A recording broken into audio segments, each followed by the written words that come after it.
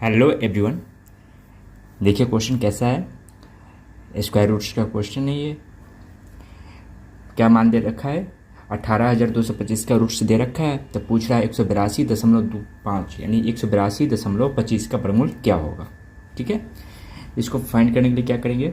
सबसे पहले जो है ऊपर वाला में तो डेसिमल दे नहीं रखा है वैल्यू में, और इसमें क्या है, डेसिमल दे रखा है। तो चलिए हम करते हैं इसको, सबसे आसान तरीक़ा से करेंगे।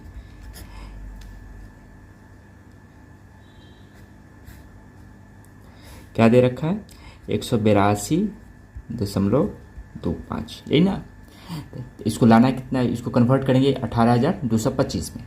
कैसे करेंगे? तो नीचे नहीं कुछ रहता है तो एक तो रहता ही है, डेसिमल लगाइए। डेसिमल के बाद कितना अंक है? 2 अंक है, तो 2 अंक है तो 2 को यहाँ पर जीरो पर उठाएंगे। अब तो सेम हो गया ना। अब डेसिमल डेसिमल कैंसिल कर देंगे। ठीक है, अब क्या करेंगे?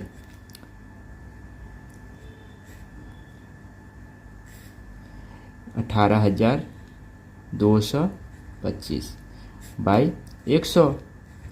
अरे ठीक है, अब ऊपर वाला का वर्गमूल क्या दे रखा है? तो ऊपर वाला का वर्गमूल दे रखा है 135, तो ऊपर वाला का लिख दीजिए 135। अब 100 का वर्गमूल क्या होता है? एक का वर्गमूल तो एक ही होगा, और 2 जीरो का 1 जीरो, यही ना। ठीक है, अब क्या करेंगे?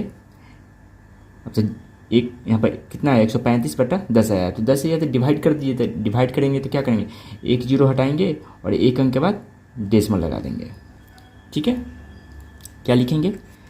13.5, यही आंसर हो गया।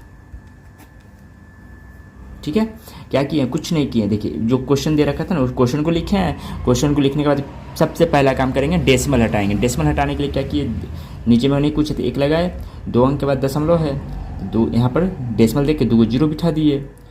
क्योंकि डेसिमल के बाद कोई जीरो और खाली सिर्फ जीरो जीरो रहता है तो उसका कोई वैल्यू नहीं होता है, यानी वो जैसा पहले रहता है उसी को वही रहता है। तो ये 1.00 रहेगा तो इसको भी 1 ही पढ़ेंगे।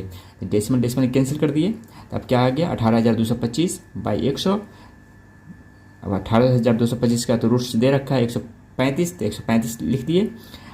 100 का वर्गमूल 10, जीरो हटाए, 1 अंक के बाद 1 अंक के बाद दशमलव, फिर क्या आ गया 13.5, यही आंसर हो गया। आई होप समझ गए होंगे। ठीक है, थैंक यू।